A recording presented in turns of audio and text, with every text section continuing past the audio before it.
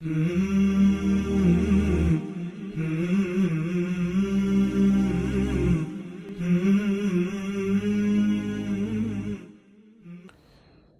علیکم ورحمۃ اللہ وبرکاتہ۔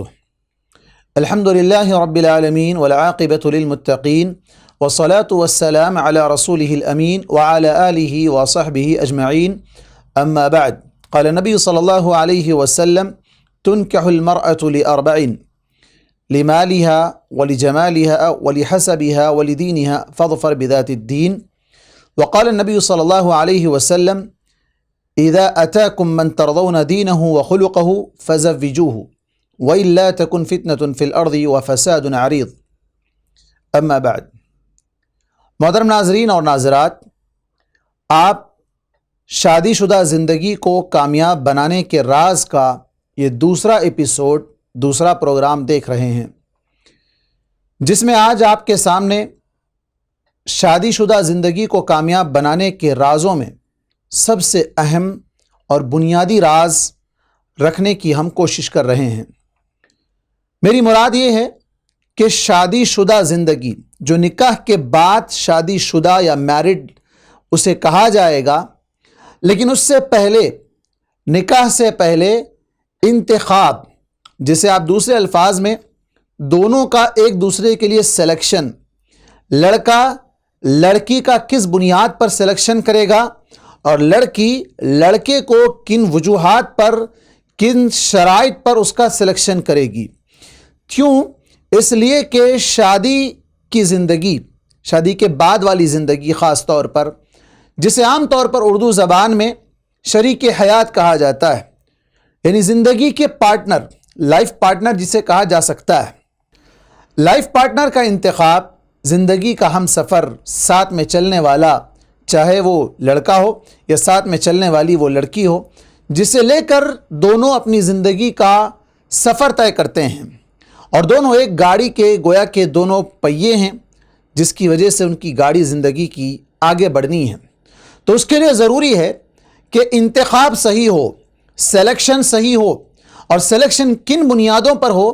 شریعت کی بنیاد پر ہو۔ عام طور پر لوگ جو سلیکشن کرتے ہیں، بالخصوص لڑکے کے معیار میں یہ دیکھا جاتا ہے کہ لڑکا کتنا پڑھا ہے، اچھی چیز ہے، دیکھنا بھی چاہیے۔ لڑکا کیا کماتا ہے، لڑکا کیا فیملی ویزا ہولڈر ہے، کیا لڑکے کا ذاتی گھر ہے، اور بہت سی چیزیں ہیں۔ لیکن اس کے مقابلے میں کبھی لڑکے کی دینداری کے سلسلے میں نہیں سوچا جاتا۔ کیا یہ لڑکا دیندار ہے، داڑھی رکھتا ہے، نمازوں کی پابندی کرتا ہے، حرام سے بچتا ہے، حلال کمائی کما رہا ہے یا حرام کمائی کما رہا ہے، اس کے آمدنی کے ذرائع کیا ہیں، کس طریقے سے یہ کما رہا ہے، اور بہت سی چیزیں ہیں جسے ہم انشاءاللہ تفصیل میں جانیں گے۔ ان تمام چیزوں پر یعنی دینی ناحیے سے کبھی کوئی غور و فکر نہیں کیا جاتا۔ البتہ لڑکی کے بارے میں بھی جس طرح اللہ کے نبی صلی اللہ علیہ وسلم نے دیندار لڑکی کو ترجیح دینے کا حکم دیتے ہوئے کہا فَظْفَرْ بِذَاتِ الدِّينِ، وہاں بھی ہم یہ دیکھتے ہیں کہ لوگ لڑکی کی ہائٹ دیکھتے ہیں، اس کی خوبصورتی دیکھتے ہیں، اس کے جسم کا فٹنس، وہ سلم ہے یا جو ہے بہت زیادہ موٹی ہے، جس طریقے سے اس کو دیکھا جاتا ہے، یا اسی طرح اس کے بال کیسے ہیں، اور بہت سی چیزیں ہیں جو آج معاشرے میں، سوسائٹی میں دیکھی جاتی ہیں۔ لیکن کہیں یہ نہیں دیکھا جاتا کہ اس کو قرآن کتنا پڑھنا آتا ہے، اس کو دعائیں کتنی یاد ہیں، اس کا دینی ماحول کیا ہے، اس کے گھر کا مزاج کیسا ہے، اس کے گھر میں دینی تعلیم و تربیت کا انتظام کیسا ہے، یہ دین کے بنیادی چیزیں، فنڈامنٹلز جو دین کی بنیادیں ہیں، کیا اس کو یہ جانتی ہیں یا نہیں جانتی ہے؟ اس طرح کا کوئی سوال نہیں ہوتا ہے۔ اور آپ دیکھیں بہت سے رشتے شادی ہونے کے بعد، نکاح ہونے کے بعد، معمولی دین کے چھوٹے چھوٹے مسائل سے وہ لوگ ناواقف رہتے ہیں، چھوٹے چھوٹے مسائل سے ناواقف رہتے ہیں، حالانکہ اپنی جگہ بڑی بڑی ڈگریاں وہ اپنے ساتھ رکھے ہوتے ہیں، لیکن یہ ڈگریاں کس کام کی؟ اور عام طور پر جو رشتے طے ہوتے ہیں وہ رشتے مال کی بنیاد پر ہی زیادہ طے ہوتے ہیں۔ جہیز جو معاشرے کے لیے ایک ناسور، پورے معاشرے کے لیے ایک دیمک ہے، جو اندر سے پوری طرح پوری سوسائٹی کو کھا جاتا ہے اور پوری سوسائٹی کو کمزور کر دیتا ہے، معاشرے کو تباہی کے دہانے پر پہنچا دیتا ہے۔ اور اسی طرح اس کے علاوہ اور بھی بہت سے رسم و رواج ہے نکاح کے وقت، نکاح سے پہلے، نکاح کے بعد، ان تمام کی تفصیل انشاءاللہ ابھی آپ کے سامنے آئے گی۔ محترم ناظرین، نکاح کا معیار دینداری ہو تو وہ نکاح سب سے کامیاب ہے، اور نکاح کو آسان بنانا مقصد ہو، عزتوں کی حفاظت کرنا مقصد ہو، تو اللہ تبارک و تعالیٰ خود بخود سارے مسائل آسان کر دیتا ہے، سارے مسائل اللہ تبارک و تعالیٰ آسان کر دیتا ہے۔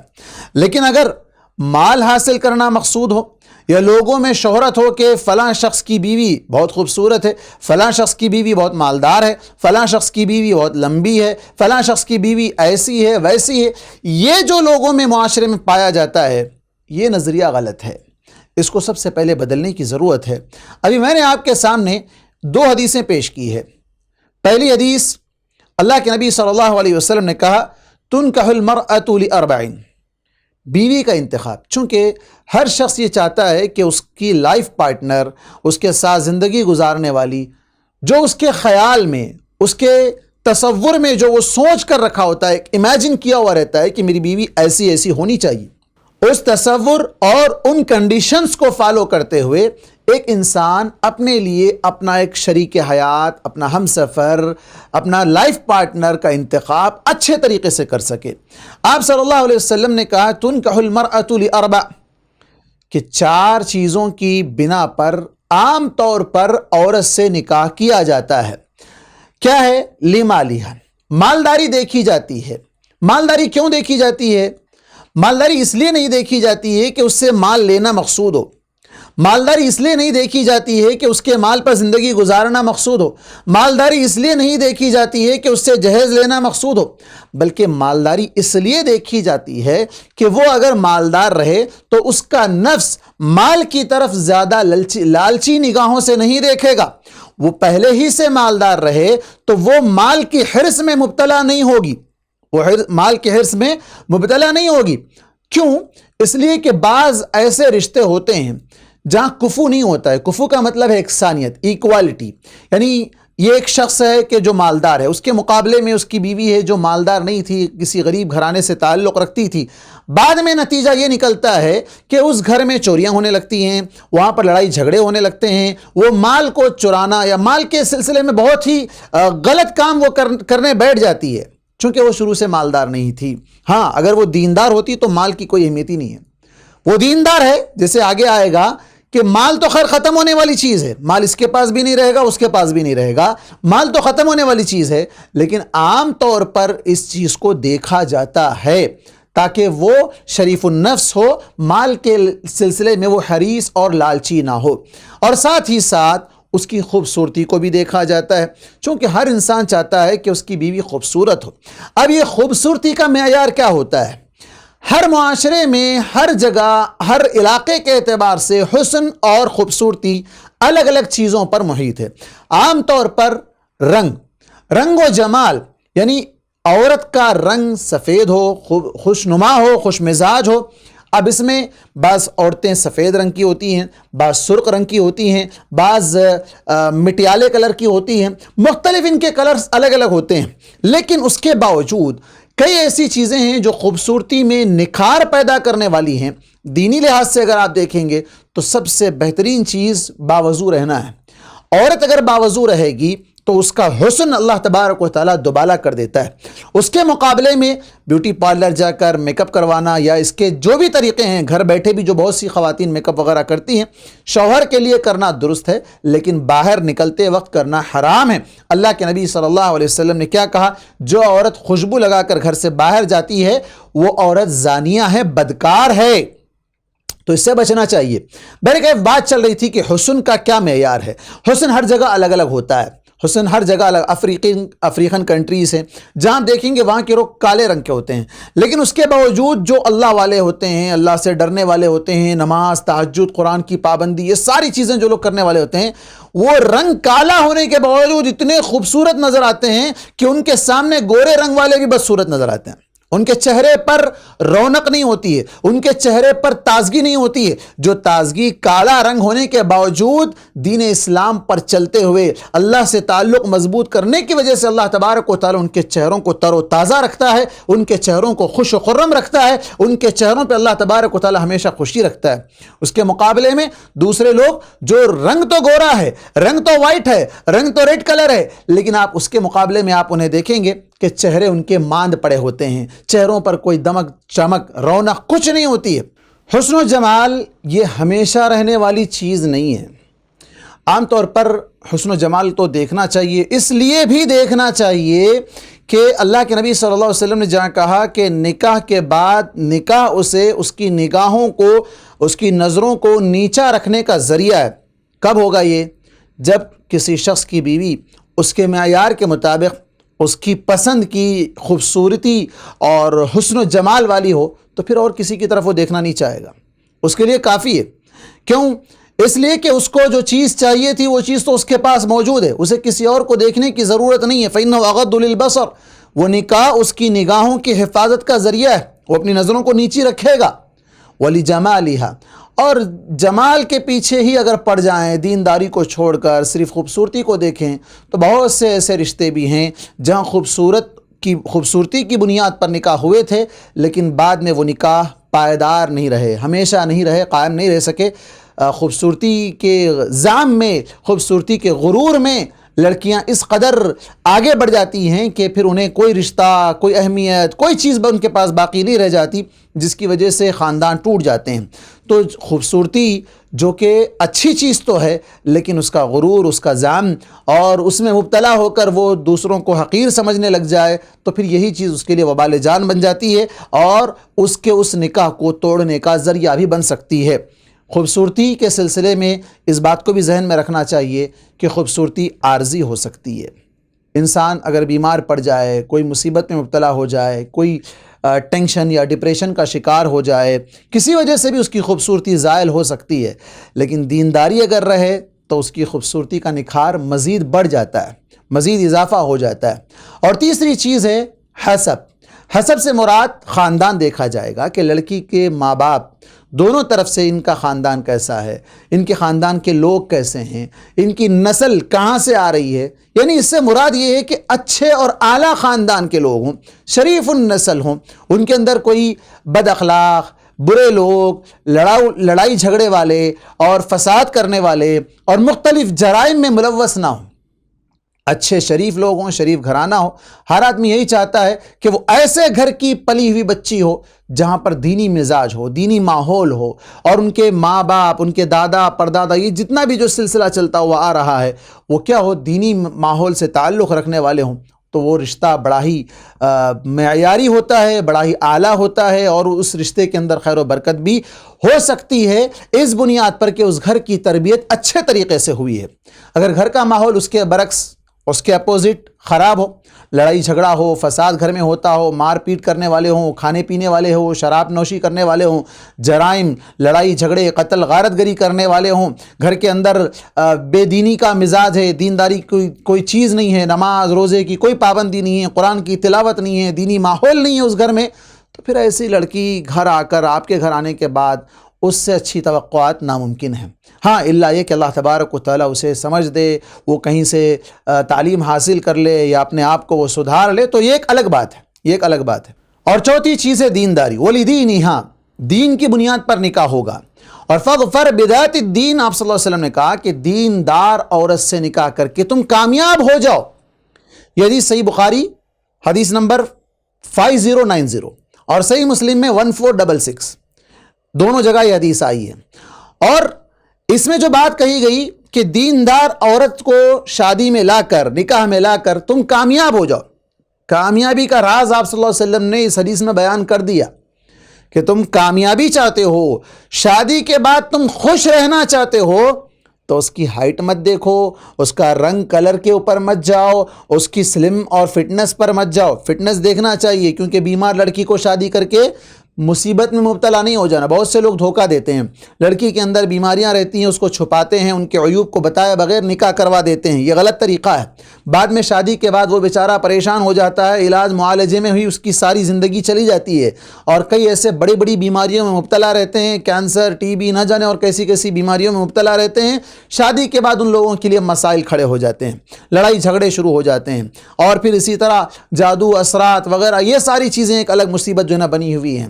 تو ان تمام سے پاک ہونے کے بعد پورا علاج کروا کر فٹنس تو دیکھنی چاہیے، صحت مند ہونا چاہیے، لیکن اس کا یہ مطلب نہیں ہے کہ سلم ہو تو ہی شادی کریں گے، سلم نہ ہو تو شادی نہیں کریں گے، یہ بھی غلط بات ہے، اس کا بھی خیال رکھنا چاہیے۔ تو دیندار ہوگی تو مال کی طرف لالچی نگاہوں سے نہیں دیکھے گی، مال کی طرف توجہ نہیں دے گی، وہ مال کے مقابلے میں دین کو ترجیح دینے والی ہے، وہ مال کے مقابلے میں شوہر کی عزت کرنے والی ہے۔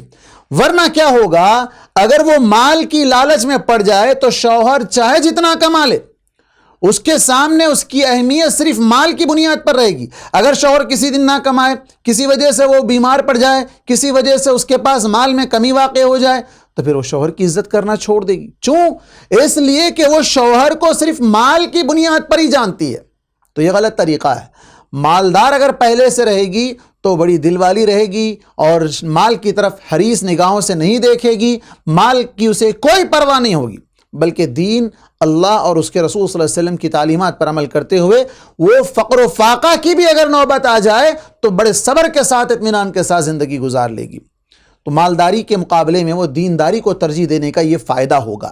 اور اس کے بعد حسب نسب، جیسے کہا کہ خاندان تو دیکھنا ہی چاہیے، لیکن اگر کوئی عورت ایسی ہے کہ جہاں خاندان تو اچھا نہیں ہے، لیکن بعض ایسے ہوتے ہیں، جیسے کہا جاتا ہے کہ کنول کا پھول جو ہے نا کھل جاتا ہے کسی کسی جگہ پر، یعنی مراد یہ ہے کہ اچھے لوگ ایسے غلط جگہ پر بھی جو ہے نا اس ماحول سے چڑھتے ہوئے، اس ماحول سے بیزار رہتے ہیں، وہ اپنے آپ کو، یا ان کی کوئی دوست، ان کے کوئی پڑوسی، ان کے کوئی رشتہ دار جو انہیں سنبھالتے ہیں، ان کی تربیت کرتے ہیں، ان کی تربیت میں رہ کر وہ اپنے آپ کو سدھار لیتے ہیں، اگرچہ کہ ان کے ماں باپ، ان کے بھائی بہن، ان کے کیریکٹرز اچھے نہیں ہوتے ہیں، لیکن کچھ ایسے بھی ہو جاتے ہیں، تو معیار تو ہے یہ چیز، ان کو دیکھا تو جائے گا حسب نسب کو، لیکن اس کے مقابلے میں دینداری کو ترجیح دی جائے گی۔ دینداری کو ترجیح دینے کے سلسلے میں آپ صلی اللہ علیہ وسلم نے عورت کے بارے میں کہا، الدنیا کلھا متاع، الدنیا کلھا متاع وخیر متاع الدنیا المرأۃ الصالحہ، کہ دنیا پورا کا پورا فائدہ اٹھانے کی چیز ہے۔ صحیح بخاری اور صحیح مسلم کی حدیث ہے، پورا کا پورا فائدہ اٹھانے کی چیز ہے، اور سب سے بہترین چیز نیک عورت ہے۔ نیک عورت بہترین ہے۔ نیک عورت کون ہے؟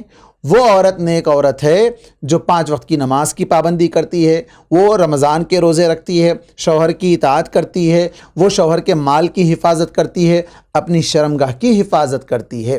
تو اس عورت سے کہا جائے گا کہ تم جنت کے 8 دروازوں سے تم داخل ہو جاؤ، جس دروازے سے تم جنت میں جانا چاہتی ہو تم چلی جاؤ۔ اللہ اکبر۔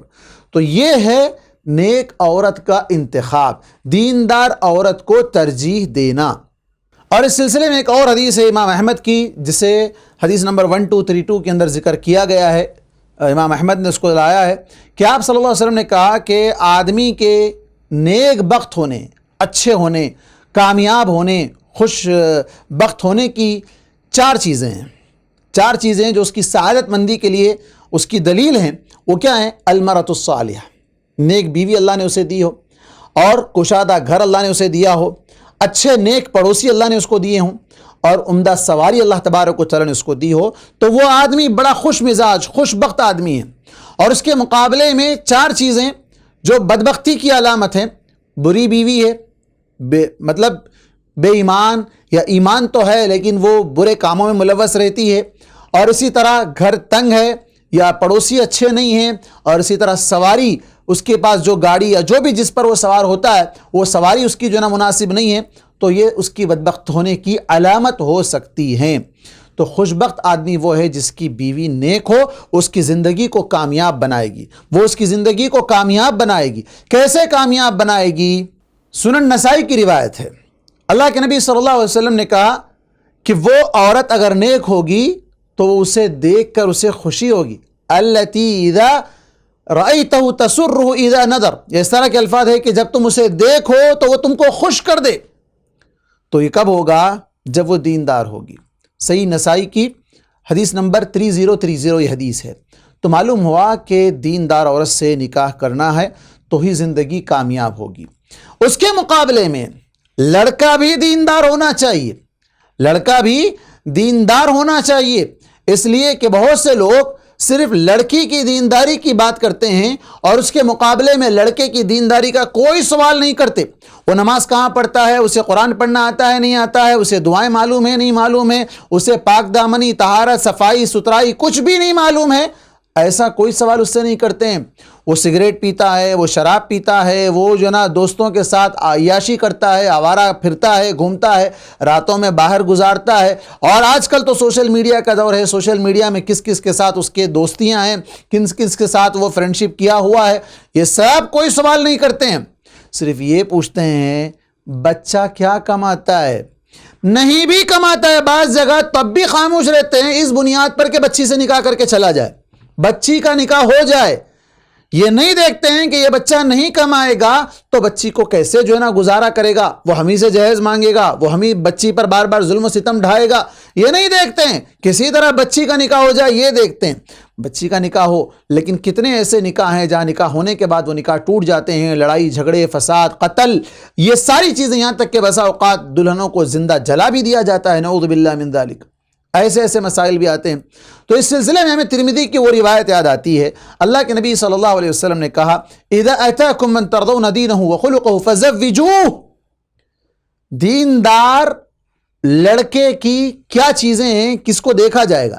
اذا اتاکم من ترضون دینہ، جب تمہارے پاس ایسے لڑکے کا رشتہ آئے جو دیندار ہو، جس کی دینداری سے تم راضی ہو، یعنی تم دیکھتے ہو، تم جانتے ہو کہ لڑکا ہاں دیندار ہے، وَخُلُقَهُ، اس کے کیریکٹر سے بھی تم راضی ہو، اس کے کیریکٹر کیسے ہیں، اسلامی مطابق ہیں، اسلام کے مطابق ہے یا نہیں ہے، یہ ساری چیزیں تمہارے ذہن میں ہونی چاہیے۔ اور جب ایسا نکاح آئے یا ایسے نکاح کا پیغام آئے تو اس سے نکاح کر دو۔ وَإِلَّا، اگر ایسے نکاح کو ترجیح دینے کے بجائے، اب کیا ہوتا ہے عام طور پر معاشرے میں آپ دیکھیں گے، کوئی داڑھی والا ہے، کوئی اللہ کے اور اللہ کے رسول صلی اللہ علیہ وسلم کے فرامین کی مطابق زندگی گزارنے والا ہے، اس پر عمل کرنا چاہتا ہے، تو لوگ کیا کہیں گے، یہ بیچارہ کیا پالے گا، کیا کھلائے گا۔ اس کے مقابلے میں ڈگریاں دیکھتے ہیں، بچہ لندن میں ہے، بچہ فلاں جگہ ہے، یہ ہے وہ ہے، لیکن یہ نہیں دیکھتے ہیں کہ اس کے کیسے کیسے ریلیشنز ہیں، کیسے کیسے لوگوں کے ساتھ وہ اٹھتا بیٹھتا ہے، اس کے دوستیاں کیسی ہیں، اس کے تعلقات کیسے ہیں، اس کا کیریکٹر کیا رہا ہے، کچھ نہیں دیکھتے ہیں۔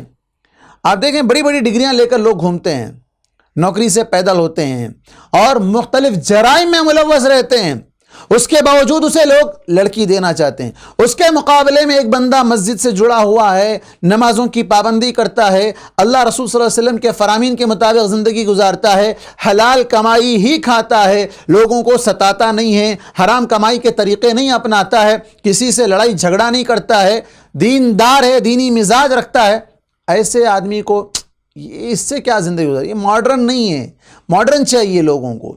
اور کتنے ایسے لوگ ہیں جو حفاظ، ائمہ، علماء اور اسی طرح جو دینی ماحول سے جڑے ہوئے ہیں، آئی ٹی میں کام کرتے ہیں، اچھے بڑے نوجوان ہیں، پڑھے لکھے ہیں، ساتھ میں انہوں نے داڑھی چھوڑ رکھی ہے، انہوں نے دینی مزاج کے مطابق اپنے مزاج کو ڈھال لیا ہے اور وہ دیندار بن چکے ہیں، تو ایسوں کو کوئی دینا نہیں چاہتا۔ کیوں؟ نہیں بھئی، یہ دین کے مطابق کیسے ہوگا؟ شادی میں بینڈ باجا نہیں رکھے گا، شادی میں وہ نہیں کرے گا، یہ نہیں کرنے دے گا، ہماری بچی کو بار بار ٹوکتا رہے گا، ایسا نہیں کرنا، ویسا نہیں کرنا، یہ نہیں کرنا، وہ نہیں کرنا۔ بھئی شریعت کے مطابق زندگی گزار کے اگر آپ کی بچی کو جہنم سے بچا لے تو اس سے بڑھ کر اور کیا چاہیے؟ اگر وہ شریعت کے مطابق زندگی گزارنے کے بجائے حرام کاریوں میں ملوث رہا اور ساتھ ہی ساتھ آپ کی بچی کو بھی حرام کاریوں میں اگر ملوث کروا دے تو پھر اس کا ذمہ دار کون؟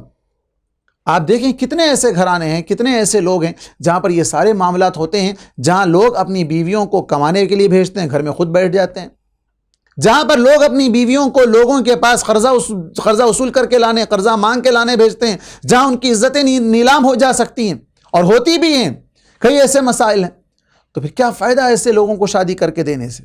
نکاح کرتے وقت لڑکے کا معیار دیندار ہو، لڑکا کیا ہو؟ دیندار ہو، اس کا کیریکٹر اچھا ہو۔ اگر دیندار شوہر سے یا دیندار شخص سے نکاح نہ کیا جائے تو پھر کیا ہوگا؟ زمین میں فساد پھیل جائے گا۔ اسی ترمذی کی حدیث نمبر 1084 کے اندر آپ صلی اللہ علیہ وسلم نے کہا وَإِلَّا تَكُنْ فِتْنَةٌ فِي الْأَرْضِ وَفَسَادٌ عَرِيضٌ، اگر تم ایسا نہیں کرو گے الا تفعلوا، اگر تم لوگ دیندار شخص کو ترجیح دے کر اس سے نکاح نہیں کرو گے اپنی اولاد کا، اپنی بیٹیوں کا، تو کیا ہوگا؟ زمین میں فساد پھیل جائے گا، فساد بڑھ جائے گا، جرائم، کبائر، فساد، لڑائی جھگڑے، جہیز کے نام پر قتل و غارت گری، یہ ساری چیزیں وجود میں آئیں گی۔ فساد عریض، نکاح دشوار ہو جائے گا، اور بچیاں بیٹھ بیٹھ کر بوڑھی ہو جائیں گی۔ وہ ایمان والی رہیں، اللہ سے ڈرنے والی رہیں تو گھروں میں ہی اپنے آپ کو صبر کے ساتھ تھامے رکھیں گی، ورنہ وہ پھر گھر کی چوکھٹ پار کر کے کسی اور کی دہلیز پر جا کر اپنی عزتوں کو نیلام کر دیں گی۔ یہ کب ہوگا؟ جب آپ دیندار شخص کے نکاح کو ٹھکرا دیں گے، اس کے رشتے کو ٹھکرا دیں گے، تو پھر ایسی نوبت آ جائے گی۔ تو دینداری کو ترجیح دینا یہ دونوں کے لیے ضروری ہے، لڑکا اور لڑکی دونوں کا دیندار ہونا ضروری ہے، تبھی تو وہ میرڈ لائف سکسیسفل ہوگی، کامیاب ہوگی۔ اب آپ دیکھیں، اس سلسلے میں ایک واقعہ میں آپ کے سامنے پیش کرتا ہوں۔ ام سلیم رضی اللہ عنہ کا واقعہ ہے کہ ابو طلحہ رضی اللہ عنہ جو اپنے نکاح کے وقت مسلمان نہیں تھے، یعنی نکاح سے پہلے جب انہوں نے ام سلیم رضی اللہ عنہ کو رشتہ بھیجا تو ابو طلحہ اس وقت مسلمان نہیں تھے۔ ام سلیم رضی اللہ عنہ نے ان سے دین کی بنیاد پر نکاح کرنا چاہا، اور کیا کہا؟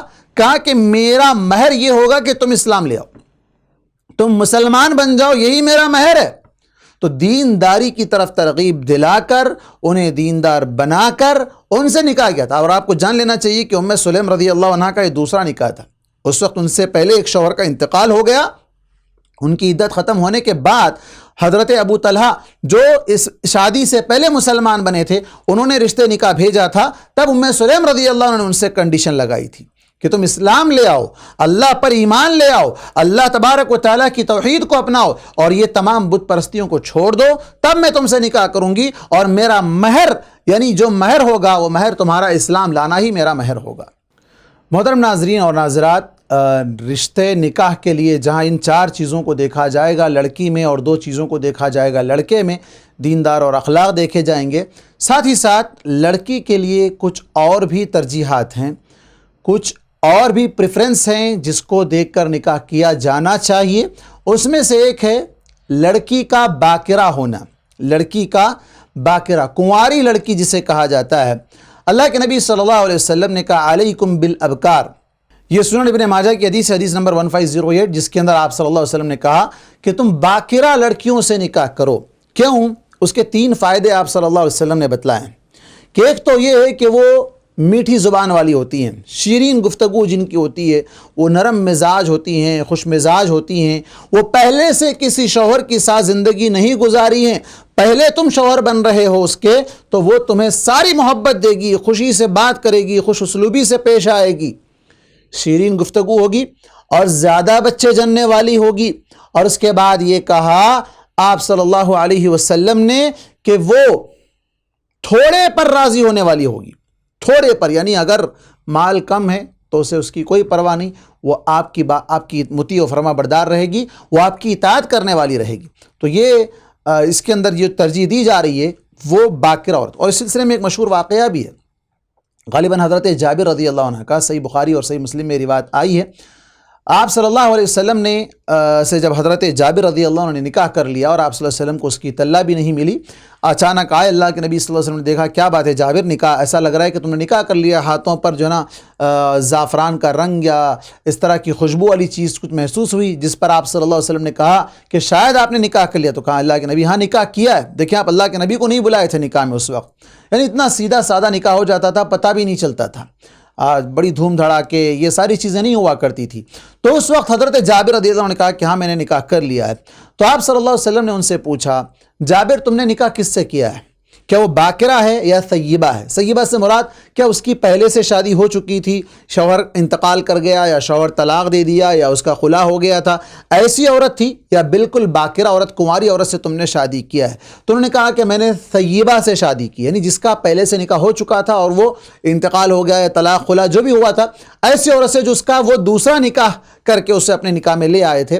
تو اللہ کے نبی صلی اللہ علیہ وسلم نے کہا کاش تم باکرہ سے شادی کرتے تو کیا ہوتا، تلاعبها وتلاعب معك، کہ تم اس کے ساتھ کھیلتے وہ تمہارے ساتھ کھیلتی، یعنی یہ زندگی لطف اندوزی کے ساتھ سکسیسفل اور اس میرڈ لائف کو تم کامیاب بناتے، کیسے کامیاب بناتے؟ دونوں ایک دوسرے سے ہنستے ہنساتے، کھیلتے کودتے، ہنسی مذاق کرتے، ایک دوسرے کے جذبات کی تسکین کرتے، ایک دوسرے سے الفت و محبت سے پیار سے پیش آتے، تو یہ زندگی بڑی کامیاب ہوتی ہے۔ اب اس کا مطلب یہ نہیں ہے کہ سیبہ میں وہ چیز نہیں رہے گی، مطلب یہ ہے کہ سیبہ کے مقابلے میں باکرہ میں زیادہ رہے گی، سیبہ کے مقابلے میں باکرہ میں یہ چیز زیادہ رہے گی، اس لیے کہ سیبہ جس نے پہلے سے ایک شوہر کو دیکھا ہے، شوہر کے ساتھ اس نے زندگی گزاری ہے، اب یہ شخص اس کا دوسرا شوہر بنا ہے، چونکہ پہلا یا تو انتقال کر گیا یا خلا یا طلاق ہو گیا، تو اب اس کے ذہن میں اس پہلے شوہر کی جو چیزیں ہیں وہ ہر چیز کو اس سے کمپیئر کرنے لگے گی۔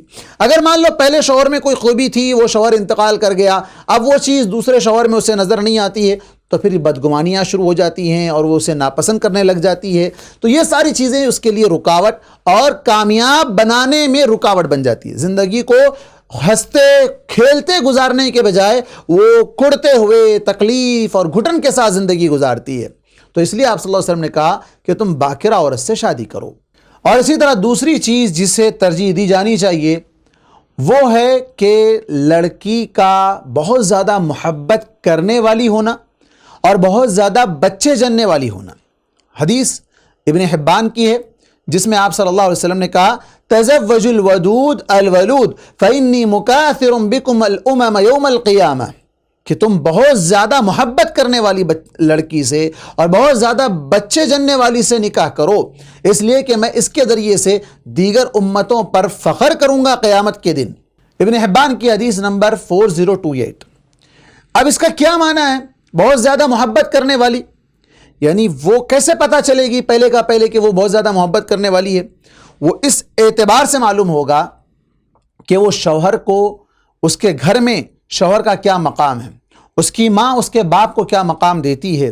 عام طور پر یہ چیز بہت ہی اہمیت کی حامل ہوتی ہے کہ لڑکی کے نکاح سے پہلے لڑکی کے ماں کے اخلاق، اس کے عادات، اس کے اطوار، اس کے گھر کا ماحول دیکھنا نہایت ضروری ہے، اس لیے کہ لڑکی اپنے ماں کے حساب سے ہی تربیت پاتی ہے، تو وہاں دیکھا جائے گا کہ ان دونوں کے درمیان کس قدر محبت ہے، کس طریقے سے وہ لوگ رہتے ہیں۔ اگر وہ ماں اس کی شوہر سے محبت کرنے والی ہے تو لڑکی بھی شوہر سے محبت کرنے والی رہے گی۔ اگر وہاں انبن ہو رہی ہے، لڑائی جھگڑا چل رہا ہے اور یہ ہے کہ بھئی شوہر کی تو وہاں کچھ چلتی نہیں ہے، وہاں پوری حکمرانی اس لڑکی کی ماں کی ہے، تو پھر تھوڑا وہاں خطرے کی گھنٹی تو ضرور رہے گی کہ ایسے گھر میں شادی کرنے سے یہ ہوگا کہ شاید وہ اپنی ماں کی تربیت پر تربیت پائی ہوئی ہو اور اس کی وجہ سے وہی حکمرانی، وہی انداز، وہی طریقے، وہی ساری چیزیں یہاں بھی اپنانا چاہے گی جس طرح وہ اپنے گھر میں دیکھ کر آئی ہے۔ تو اس لیے خوب محبت کرنے والی کو جاننا ہو تو اس کے گھر کا ماحول دیکھیں گے۔ اور دوسری چیز جو آپ صلی اللہ علیہ وسلم نے کہی کہ وہ زیادہ بچے جننے والی ہو۔ اب یہ کیسے پتہ چلے گا بھائی؟ ابھی تو اس کا نکاح بھی نہیں ہوا ہے، تو اس سلسلے میں بھی علماء نے کہا ہے کہ اس کے خاندان کو دیکھا جائے گا۔ خاندان میں سب سے پہلے اس کی بہنوں کو، اگر پہلے سے اس کی بہنوں کا نکاح ہو چکا ہے، یا پھر اسی طرح اس کے خود اپنے گھر میں اس کے ماں کے کتنے بچے ہیں، بچے کتنے ہیں ان کے، یہ دیکھا جائے گا۔ اور اسی طرح اس کی پھوپھیوں کو دیکھا جائے گا، اس کی خالاؤں کو دیکھا جائے گا کہ ان کے خاندان میں، خاندان کی عورتوں کو بچے کتنے ہوتے ہیں۔ یہ الگ بات ہے کہ اللہ تبارک و تعالیٰ کسی کو بچے زیادہ دیتا ہے، کسی کو نہیں دیتا ہے، کسی کو کم دیتا ہے، کسی کو بانجھ بنا دیتا ہے، یہ تو اللہ تبارک و تعالیٰ کی تقدیر اور اس کی مشیت پر مبنی ہے۔ اللہ تبارک و تعالیٰ نے جیسے کہا کہ یَهَبُ لِمَن يَشَاءُ إِنَاثًا وَيَهَبُ لِمَن يَشَاءُ الذُّكُورَ أَوْ يُزَوِّجُهُمْ ذُكْرَانًا وَإِنَاثًا أَوْ يَجْعَلُ مَن يَشَاءُ عَقِيمًا، کہ اللہ تعالیٰ جسے چاہے بیٹے دے، جسے چاہے بیٹیاں دے، جسے چاہے دونوں دے، جسے چاہے کچھ بھی نہ دے، یہ اللہ تبارک و تعالیٰ کی مرضی ہے۔ لیکن دیکھنے کا جو معیار ہے وہ اس اعتبار سے کہ خاندان میں اس طرح کی عورتوں کے یا ان کے خاندان کی عورتوں کے کتنے بچے ہیں، تاکہ اس سے اندازہ لگایا جا سکے کہ یہ لڑکی جس سے نکاح کیا جا رہا ہے اس سے بچے زیادہ ہوں گے، تو فائدہ تو یہ ہوگا کہ وہ بچے آپ کی آنکھوں کی ٹھنڈک بنیں گے، آپ کے لیے بڑھاپے کا سہارا بنیں گے، آپ کے مرنے کے بعد آپ کے لیے دعائے صالح، نیک ولد صالح یدعو لہ، دعائے خیر کرتے ہوئے وہ آپ کے اعمال میں اضافہ کرنے والے بنیں گے، اور پھر کل قیامت کے دن سب سے بڑھ کر اللہ کے نبی صلی اللہ علیہ وسلم کی امت میں اضافے کا ذریعہ بن کر ہمارے نبی محمد صلی اللہ علیہ وسلم کو دیگر امتوں پر فخر کرنے کا موقع نصیب کریں گے، فراہم کریں گے۔ تو اس اعتبار سے دیکھا جائے گا کہ لڑکی کا کیا جو ہے نا اس کے خاندان کا کیا معاملہ ہے، کیا سچویشن ان کی بنی ہوئی ہے۔ اور اسی طرح جس چیز کو ترجیح دی جانی چاہیے، جس پر پہلے بھی گفتگو ہوئی ہے، وہ ہے کفو، برابری ہونا۔ برابری ہونے سے مراد یہ ہے کہ اسلام میں ذات پات چھوت چھات کا عقیدہ یا تصور ہرگز نہیں دیا گیا، بلکہ یہ کہا گیا کہ اللہ تبارک و تعالیٰ کے پاس سب سے زیادہ پسندیدہ وہ ہے جو سب سے زیادہ متقی اور پرہیزگار ہے۔ اللہ تبارک و تعالیٰ کے پاس عربی، عجمی، گورا، کالا، پست قد، لمبا، یہ سب چیزیں نہیں دیکھی جائے گی۔ اللہ تبارک و تعالیٰ تو دلوں کا حال جاننے والا ہے، اور اللہ تبارک و تعالیٰ تقوی کو دیکھنے والا ہے۔ لیکن نکاح کے معاملے میں اس بات کو پریفرنس دیا جا سکتا ہے، ضروری نہیں ہے۔ کفو ہونا اس لیے ضروری ہے کہ مثال کے طور پر لڑکا اعلیٰ خاندان سے تعلق رکھتا ہے، اور لڑکی کا خاندان یعنی ان کے گھر کا ماحول، ان کے گھر کا مزاج یا دینی مزاج نہیں ہے، یا وہ ایسے معاشرے میں رہتے ہیں جہاں بہت ہی خستہ حالت ہے جس کی وجہ سے کفو اور برابری نہیں ہوتی ہے۔ عام طور پر بعض لوگ کیا کرتے ہیں، چاہتے ہیں کہ بھئی کسی غریب بچی سے شادی کر لیتے ہیں۔ اب اس کے بعد دیکھتے ہیں کہ بہت سی چیزوں میں کمپائر جو ہے اگر کریں تو بہت سا ڈفرنس معلوم ہوتا ہے۔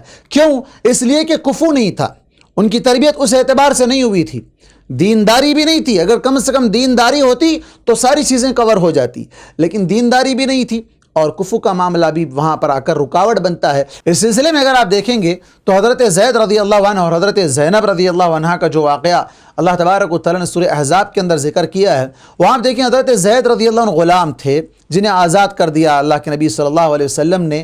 تو حضرت زینب ایک آزاد اور قریش قبیلے کے خاندان سے تعلق رکھنے والی ایک بہت ہی معزز خاتون تھی۔ تو اللہ کے نبی صلی اللہ علیہ وسلم نے ان کا نکاح کروایا، لیکن وہ شروع ہی سے دونوں میں بن نہیں پا رہی تھی۔ تو پھر اللہ تبارک و تعالیٰ نے اللہ کے نبی صلی اللہ علیہ وسلم کو، جو حضرت زید اللہ کے نبی صلی اللہ علیہ وسلم کے لے پالک بیٹے تھے جنہیں آپ صلی اللہ علیہ وسلم نے اڈاپٹ کر لیا تھا، انہیں آزاد کرنے کے بعد انہیں اپنا بیٹا بنا کر رکھا تھا۔ جب لوگ انہیں زید بن محمد کہا کرتے تھے تو اللہ تبارک و تعالیٰ نے قرآن مجید میں حکم نازل کر دیا، ادعوہم لآبائہم، سورہ احزاب ہی کے اندر، کہ ان کو ان کے باپ کے نام سے پکارو۔ تو جس سے معلوم ہوا کہ حضرت زید جو آپ صلی اللہ علیہ وسلم کے لے پالک بیٹے تھے وہ آپ کے سگے بیٹے نہیں تھے۔ پھر بعد میں اس کا بھی مسئلہ کہ لے پالک بیٹے کی بیوی جو بہو ہے وہ سگی بہو کے حکم میں نہیں ہے، یعنی اگر وہ طلاق یا خلا اس سے ہو جائے تو پھر اس سے وہ شخص جس نے اس بچے کو پال پوس کر بڑا کیا تھا جبکہ وہ اس کا بچہ نہیں تھا، اس کی بیوی جسے اس نے چھوڑ دیا ہے اس سے وہ نکاح کر سکتا ہے۔ اور خود اللہ تبارک و تعالیٰ نے آسمان میں اللہ کے نبی صلی اللہ علیہ وسلم کا نکاح کروا دیا، کہا زوجناکا، ہم نے آپ کا نکاح کر دیا، اللہ کے نبی صلی اللہ علیہ وسلم کا نکاح ہو گیا تھا۔ تو یعنی یہاں دونوں میں کفو نہیں تھا، برابری نہیں تھی، جس کی وجہ سے وہ رشتہ جم نہیں پا رہا تھا، وہ زندگی کامیاب نہیں ہو پا رہی تھی۔ اسی وجہ سے اللہ تبارک و تعالیٰ نے اس نکاح کو جب حضرت زید اور حضرت زینب میں بن نہیں پا رہی تھی تو انہیں علیحدگی کا حکم دیا، اور پھر اس کے بعد عدت گزرنے کے بعد اللہ کے نبی صلی اللہ علیہ وسلم کا نکاح ان سے کروا دیا گیا۔ تو یہ کفو بھی ایک چیز ہے جسے دیکھا جانا چاہیے تاکہ معاملات میں بعد میں آگے چل کر خرابی نہ ہو۔ دیکھیں اس چیز میں ایک بڑا مسئلہ یہ ہے کہ لوگ رشتہ طے کرتے وقت بہت سے سوالات نہیں کرتے، کہیں ایسا نہ ہو کہ رشتہ طے نہ ہو جائے، رشتہ ٹوٹ نہ جائے، بننے سے پہلے ٹوٹ نہ جائے، یہ سمجھ کر بہت سے سوالات نہیں کرتے ہیں۔ بہت سی باتیں دل ہی دل میں چھپائے رکھ لیتے ہیں، یا سوالات رہتے ہیں لیکن وہ اس کا اظہار نہیں کر پاتے ہیں، کہیں ایسا نہ ہو کہ رشتہ نہ ہو پائے۔ تو اس وجہ سے وہ بہتر ہے اس وقت ساری چیزوں کی وضاحت ہو جائے تاکہ بعد میں آگے چل کر مصیبت نہ بن جائے، اور ایسا ہی ہوتا ہے جب یہ ساری چیزیں واضح نہیں ہوں گی تو بعد میں آگے چل کر مصیبت بن ہی جاتی ہے۔ انتخاب کے بعد سلیکشن کے لیے ایک اور چیز جو بنیادی ضرورت ہے وہ ہے لڑکی کو دیکھنا، یعنی منگیتر کو، جس سے منگنی ہونے والی ہے، جس سے خطبہ ہونے والا ہے، اس کو دیکھنے کا کیا حکم ہے۔ اللہ کے نبی صلی اللہ علیہ وسلم کے پاس ایک انصاری صحابی آتے ہیں، صحیح مسلم کی حدیث ہے 1424 جس کے اندر اللہ کے نبی صلی اللہ علیہ وسلم کے پاس ایک صحابی آتے ہیں، انصاری صحابی آ کر کہتے ہیں اللہ کے نبی صلی اللہ علیہ وسلم میں انصاری عورت سے نکاح کرنا چاہتا ہوں۔ یہ مہاجر تھے، ہجرت کر کے آئے ہوئے تھے۔ تو آپ صلی اللہ علیہ وسلم نے کہا اذهب الیہا فانظر، اس کو دیکھو، جاؤ اس کے پاس اور جا کر اس کو دیکھ لو۔ کیوں؟ اس لیے کہ انصار کی عورتوں میں کچھ ہوتا ہے، عورتوں کی آنکھوں میں کچھ ہوتا ہے۔ آنکھ سے مراد جیسے بعض نے کہا کہ ان کی آنکھیں چھوٹی ہوا کرتی تھی یا ان کی آنکھیں جو ہے چپٹی ہوا کرتی تھی، تو اس لیے تاکہ دیکھنے کے بعد چیز واضح ہو جائے اور کوئی شک شبہ باقی نہ رہ جائے. اور دیکھنے سے کیا ہوتا ہے؟ آپ صلی اللہ علیہ وسلم نے ابو داؤد کی روایت حدیث نمبر 2082 کے اندر کہا ہے کہ اذا خطب احدکم امرأۃ، جب کوئی شخص تم میں سے کسی عورت سے نکاح کرنا چاہتا ہے اور اسے منگنی کرنا چاہتا ہے اس کے ساتھ، تو کیا کرے؟ اس کو دیکھ لے. جو چیز اسے نکاح پر آمادہ کرتی ہے. اب کیا دیکھا جائے، کہاں تک دیکھا جائے؟ اس سلسلے میں علماء نے وضاحت کے ساتھ بیان کی ہے کہ اس کا چہرہ، اس کی ہتھیلیاں اور اس کی گردن، یہ چیزیں عام طور پر عموماً دیکھنے میں آتی ہیں. اسے دیکھا جائے تاکہ اس سے نکاح میں رغبت ملے. اور بعض علماء نے آگے بڑھ کر کہا کہ جسم کے خد و خال، یعنی جسمانی اعتبار سے وہ کیسی ہے، فٹ ہے یا نہیں ہے، اس کی ہائٹ کیا ہے، یہ جو چیزیں عام طور پر اس معنی میں دیکھی جاتی ہے کہ اس کو رد کرنا ہے، یعنی اس اعتبار سے کہ آدمی اسے زندگی بھر ساتھ لے کر چلنا چاہتا ہے، تو ایک بار وہ اسے دیکھ لے تاکہ وہ نکاح کرنے کے بعد اس کے دل میں کوئی ایسا شبہ یا ایسا خیال نہ آئے کہ ارے میں پہلے دیکھ لیا رہتا تو اچھا تھا، مجھے یہ چیز پسند نہیں آئی، ایسا نہ ہو. اس لیے آپ صلی اللہ علیہ وسلم نے حکم دیا. صحیح مسلم کی حدیث بھی ہم نے ابھی آپ کے سامنے پیش کی ہے اور یہ ابو داؤد کی بھی روایت ہے. آپ صلی اللہ علیہ وسلم نے کہا کہ دیکھ لے جو اسے نکاح پر آمادہ کرے. اب یہاں تھوڑا رک کر آپ سوچیں کہ شریعت میں جو پردے کا حکم دیا گیا ہے، چہرے کا پردہ، جو لوگ کہتے ہیں کہ چہرے کا پردہ نہیں ہے، اگر چہرے کا پردہ نہیں ہے تو پھر یہاں منگنی کرنے والے کو اسپیشل اجازت دی جا رہی ہے کہ وہ چہرہ دیکھے. کیا مطلب ہوا؟ چہرے کا پردہ ہے، اس کے لیے کہا گیا کہ ایک مرتبہ وہ دیکھ لے. بلکہ آپ صلی اللہ علیہ وسلم نے یہاں تک کہا ایسا بھی اگر دیکھنے کا موقع بن جائے کہ اس کو محسوس تک نہ ہو کہ آپ دیکھ رہے ہیں تو بھی دیکھ لو تاکہ آپ کو اطمینان ہو جائے، آپ کو اطمینان ہو جائے. تو اس کا مطلب کیا ہوا؟ صاف ہے کہ ہر حال میں چہرے کا پردہ ہے. ایسی کنڈیشن میں اور اسی طرح حالت احرام میں چہرے کو کھولنے کا جو حکم دیا گیا ہے یہ ایگزمشن ہے، اس میں رخصت دی گئی ہے کہ وہاں وہ چہرہ کھلا رکھے گی اور یہاں شوہر کو، جو اس کا شوہر بننا چاہتا ہے، وہ اسے ایک مرتبہ دیکھنا چاہتا ہے تو اسے دیکھنے کی اجازت دی جائے. یہ بھی معاشرے میں بڑی مصیبت ہے کہ شوہر کو جس سے نکاح ہونا ہے اس کو نہیں دکھایا جاتا. اس کے چچیرے بھائی، خلیرے بھائی، اس کے کزنز، اس کے دوست، اس کے رشتہ دار، اس کی پھوپھی، خالہ، فلاں فلاں، پورا خاندان دیکھ لیتا ہے، لیکن جس کو نکاح کرنا ہے اس کو نہیں دکھایا جاتا ہے. یہ غلط بات ہے. جس کو نکاح کرنا ہے وہ دیکھے گا، وہ پسند کرے گا. اچھا، پسند کی جب بات آتی ہے، مان لو کہ لڑکے کو پسند آ گئی، لڑکے کا باپ بولتا ہے مجھے پسند نہیں ہے، لڑکے کا بھائی بولتا مجھے پسند نہیں ہے، لڑکے کا کزن بولتا مجھے پسند نہیں ہے، خالہ بولتی مجھے پسند نہیں ہے. یہ پسند کا اعتبار نہیں ہے. کرنے والا اگر اسے راضی ہے، وہ پسند ہے، خلاص وہ دونوں راضی ہیں، تو بیچ میں دوسروں کی پسند کا اعتبار نہیں کیا جائے گا. دوسروں کی پسند کا اعتبار ہرگز بھی نہیں کیا جائے گا. بلکہ وہ لڑکے کا باپ بھی اسے دیکھنے کا اس وقت تک مجاز نہیں ہے، اس کے لیے جائز نہیں ہے جب تک کہ نکاح نہ ہو. کیوں؟ نکاح کے بعد وہ بہو بنے گی تب وہ اس کے لیے حرام ہوگی، اس سے پہلے وہ اس سے حرام نہیں ہے. ہو سکتا ہے ایسا بھی ہو کہ لڑکے کا باپ دیکھنے گیا اور وہی نکاح کرنے کے لیے آمادہ ہو جائے اور لڑکے کو باہر کر دے، تو جا بھائی میں نکاح کر لوں، اور ایسا بھی ہوا ہے کئی جگہ پر. تو یہ غلط طریقہ ہے، ایسا نہیں ہونا چاہیے. پہلے لڑکے کو ہی دکھانا چاہیے. لڑکا اگر راضی ہے تو کسی کو اس کے اندر دخل نہیں دینا چاہیے کہ یہ اچھی نہیں ہے، فلاں ہے، ایسی ہے، ویسی ہے. اسے کنفیوز نہیں کرنا چاہیے. کیوں؟ اس لیے کہ اس کی وجہ سے ایک ہونے والا رشتہ ٹوٹ سکتا ہے اور رشتے کے اندر دراڑیں پیدا ہو سکتی ہیں، یا بعد میں بھی لوگ اسے تانا دیتے رہیں گے کہ ہم نے کہا تھا، تو نے سنا نہیں، ایسا نہیں کیا، ویسا نہیں کیا. یہ چیزیں نہیں ہونی چاہیے.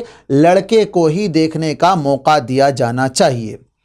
اب دیکھنے کی جب بات آتی ہے، جسے کہا جاتا ہے منگنی کرنا، خطبہ کرنا، عربی زبان میں خطبہ کہا جاتا ہے، یعنی کوئی شخص کسی شخص کی بیٹی کا ہاتھ مانگنے کے لیے جائے کہ میں آپ کی بیٹی سے نکاح کرنا چاہتا ہوں، یہ خطبہ ہے، یہ منگنی ہے. اس منگنی کے لیے فنکشن ہال بک کروانا، ہزاروں کی تعداد میں لوگوں کو ساتھ میں لے آنا، 1000، 500، 2000، پورے خاندان کو، پورے رشتہ داروں کو، پورے دوست احباب کو لاکھوں کا پیسہ لٹا دینا، یہ تو اسراف اور فضول خرچی ہے. اور پھر اس کے بعد کیا گارنٹی کہ وہ نکاح ہو؟ بعد میں نکاح ٹوٹ جائے، یا نکاح نہ کرنا چاہے وہ، یا کسی اور سے نکاح کر لے، یا لڑکی جو نہ کرنا چاہے. کئی ایک مسائل ہو سکتے ہیں.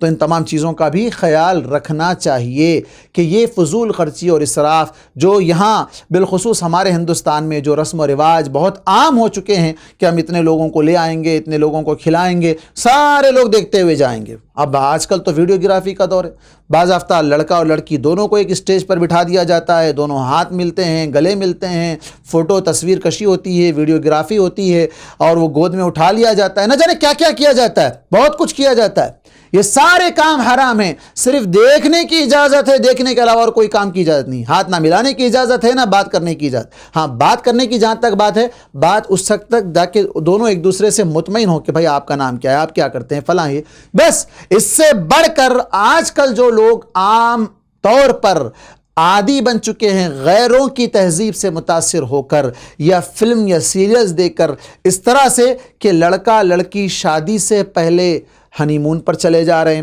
لڑکا لڑکی شادی سے پہلے ہی وہ سارے کام کر گزر رہے ہیں جو شادی کے بعد کر رہے ہیں۔ کیوں؟ سیٹسفیکشن کے نام پر، کہ مطمئن ہوں دونوں ساتھ رہ سکتے یا نہیں رہ سکتے، پہلے کا پہلے ڈیٹنگ کر کے دیکھ لیں گے، سیٹ ہو سکتے یا نہیں ہو سکتے، سیٹ ہوئے تو نکاح کریں گے، نہیں ہوئے تو توڑ دیں گے۔ یہ کیسی بات ہے؟ یہ کون سا طریقہ ہے؟ کوئی مذہب اس کی اجازت نہیں دیتا ہے۔ یہ درندگی ہے، حیوانیت ہے، اور اس کی وجہ سے رشتوں میں مزید دراڑیں پیدا ہو جاتی ہے، عزتوں کے ساتھ کھلواڑ ہوتا ہے، زناکاری و بدکاری عام ہو جاتی ہے۔ اس سے روکنا چاہیے۔ نکاح کی منگنی یعنی جو رسم ہو یا ہو رہا ہے، اس کا ہرگز یہ مطلب نہیں ہے کہ دونوں ایک ساتھ رہیں، ایک ساتھ بیٹھیں، ایک ساتھ کھائیں پئیں، ایک ساتھ ایک بستر پر سوئیں۔ ہرگز اس کی اسلام اجازت نہیں دیتا ہے۔ کیوں؟ اس لیے کہ آپ صلی اللہ علیہ وسلم نے کیا کہا کہ جب لڑکا اور لڑکی دونوں اکیلے ہوں تو تیسرا وہاں شیطان ہوتا ہے، تیسرا وہاں شیطان ہوتا ہے۔ تو ہرگز ماں باپ کے لیے یہ اس کی گنجائش۔ اب کیا کہیں گے لوگ کہ ارے بھائی یہ مولانا تو بولتے رہتے ہیں، ماڈرن دور ہے، ایسا تو چلتا ہے، لڑکا اسے ساتھ میں ڈیٹنگ پہ لے جائے گا، 2-4 دن باہر گھوم کر پکنک بنا کر آئے گا، 2-4 دن میں اس کی عزت نیلام کر دے گا، اس کے ساتھ زناکاری کر دے گا، کچھ بھی کر دے گا۔ اس کی کیا گارنٹی ہے؟ کون روکے گا اس کو؟ کون جا کر دیکھے گا اس کو؟ اور اس وقت وہ آئے گی واپس تو کیا کہ ہاں ہم سیٹسفائی ہے، مطمئن ہے۔ کون سا سیٹسفیکشن؟ کون سا اطمینان؟ وہ اطمینان جو نکاح کے بعد حاصل ہوگا، نکاح سے پہلے حاصل ہو ہی نہیں سکتا ہے۔ وہ گناہ ہے، وہ ملامت والا عمل ہے، وہ قابل مذمت عمل ہے، جس پر گناہ ہوگا، جس پر اللہ تبارک و تعالیٰ کا عذاب نازل ہو سکتا ہے، سخت سزا میں گرفتار ہو سکتے ہیں۔ تو یہ ساری کاموں سے، ان سارے امور سے امت مسلمہ کو بچنا چاہیے۔ منگنی کے طور پر جو منگنی آج ہو رہی ہے، یا منگنی کے بعد جو جس طرح کے خرافات فونوں پر رات رات بات کر رہے ہیں، کہاں اجازت ہے اس کی؟ کس نے اجازت دی ہے؟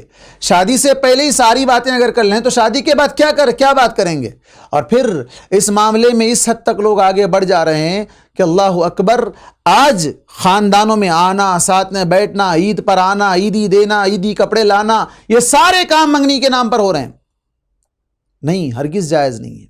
منگنی کا مطلب کیا ہے پہلے اس کو سمجھیں۔ لوگ کیا کرتے ہیں؟ منگنی کر کے 2 سال تک ڈیلے کر دیتے، 2 سال کے بعد شادی کریں گے، 4 سال کے بعد شادی کریں گے۔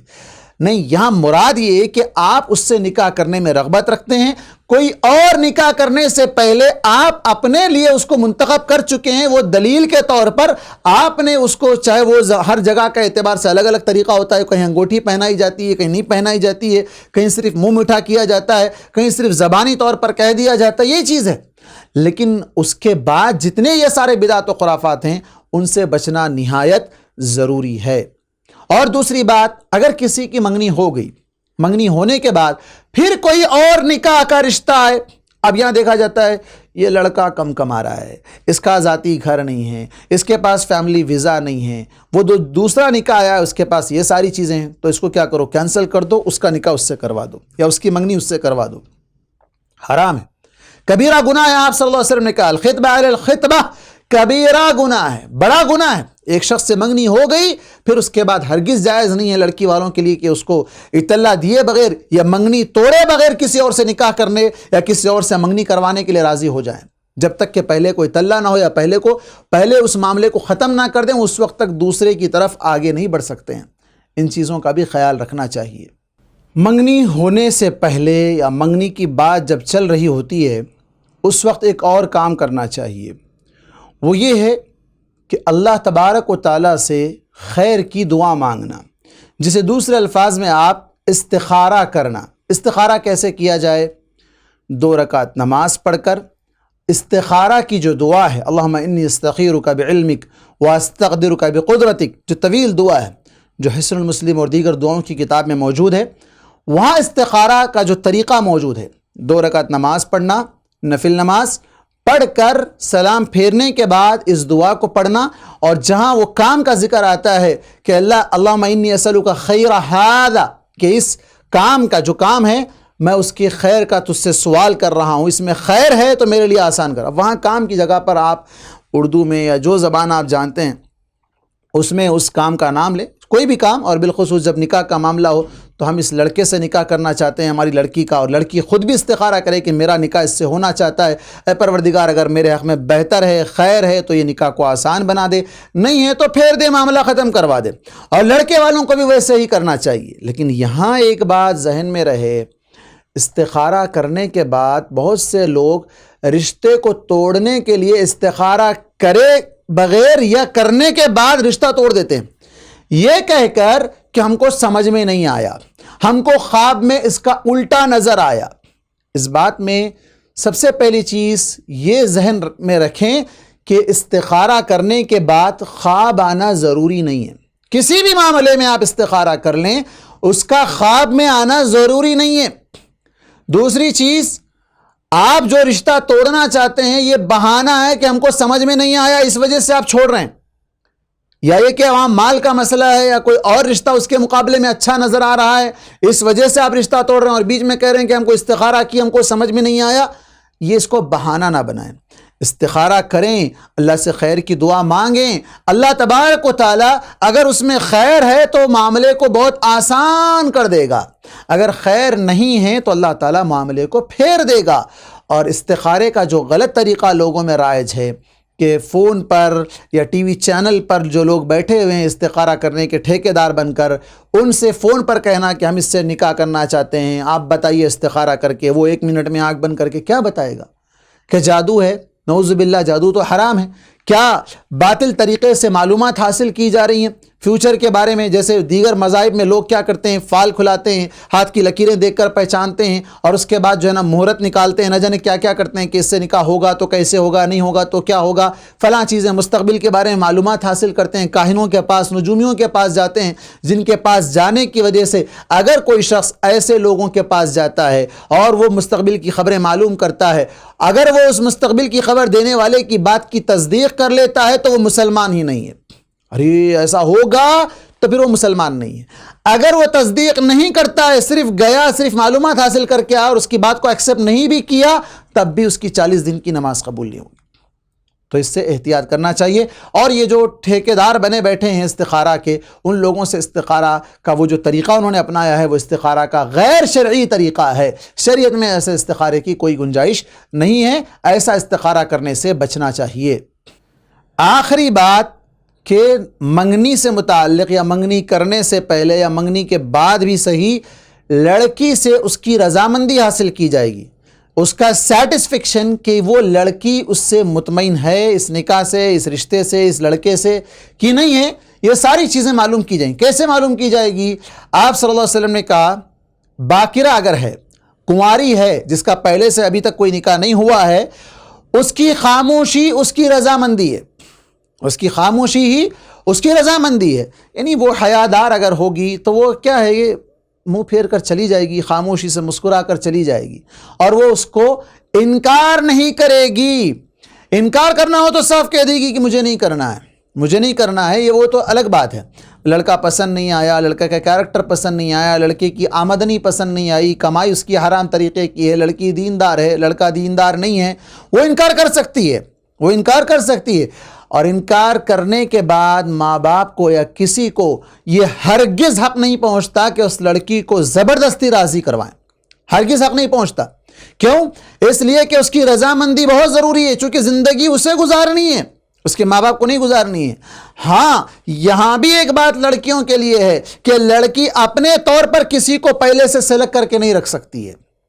لڑکے کا رشتہ آئے گا یا ماں باپ رشتہ لے آئیں گے، ماں باپ اس کے سامنے پیش کریں گے، وہ پسند کرنا ہے پسند کرے، نہ پسند کرنا ہے نہ پسند کرے، وہ اس کی اپنی چوائس ہے۔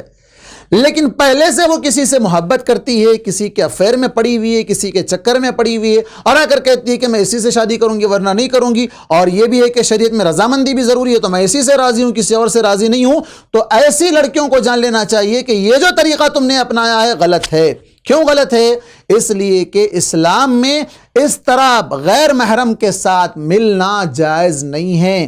پہلے سے ملنا، بات چیت کرنا، ان کے ساتھ عشق و معاشقہ کرنا، چکر چلانا، یہ ساری چیزیں حرام ہیں۔ اور ایسے پرفتن دور میں جہاں لڑکے اپنی ہوس کا شکار بناتے ہیں، عشق کے نام پر عزتوں کو لوٹ لیتے ہیں، عشق معاشقہ کچھ نہیں ہوتا، دھوکہ ہی دھوکہ ہوتا ہے، بلکہ عشق کرنا ہی غلط ہے۔ اللہ کے نبی صلی اللہ علیہ وسلم نے کہا لم یرع للمتحابین الا مثل النکاح، نکاح کے بعد یہ جو دونوں محبت کرتے ہیں ویسی محبت نکاح سے پہلے ہو ہی نہیں سکتی ہے۔